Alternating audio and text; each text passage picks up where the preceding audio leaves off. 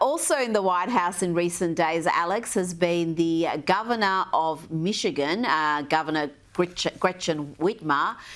She's got ambitions of being the 2028 Democrat presidential candidate.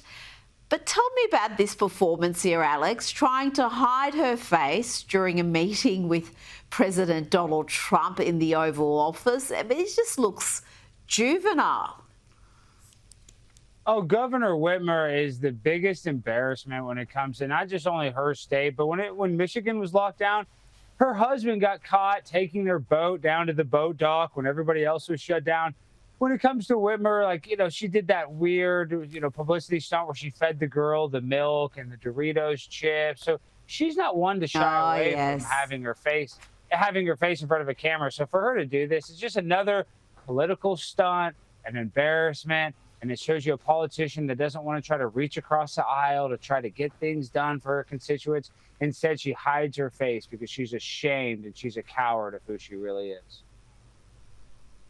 Well, I remember back in the height of the COVID era, Governor Whitmer, whilst Florida was completely open and free, Texas, where you are, was open and free, she was locking down seeds. She didn't want anyone to be planting seeds in their garden to grow vegetables, like just some really bizarre COVID restrictions coming from that governor.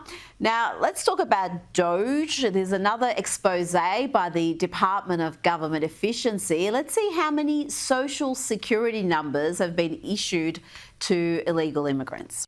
The Immigration Department mailed them a social security number. No interview, no proof of identity. Just put it in the mail. Here's your number.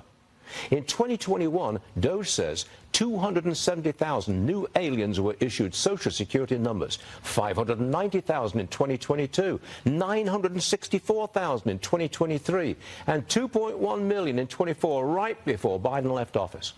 Doge also discovered that 1.3 million aliens are now receiving Medicaid.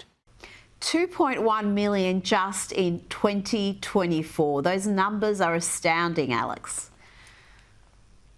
Well, people want to say it's conspiracy, but it's obvious that they wanted to try to import as many people possible so that they could influence future elections. And by giving that many Social Security numbers, making it accessible to vote for these illegal immigrants, I just think that that's obviously what they were doing. So I'm happy that that now is going to stop. And it needs to go back to the good old days when it was 90-day fiancé. You had to marry an ugly person to become an American citizen.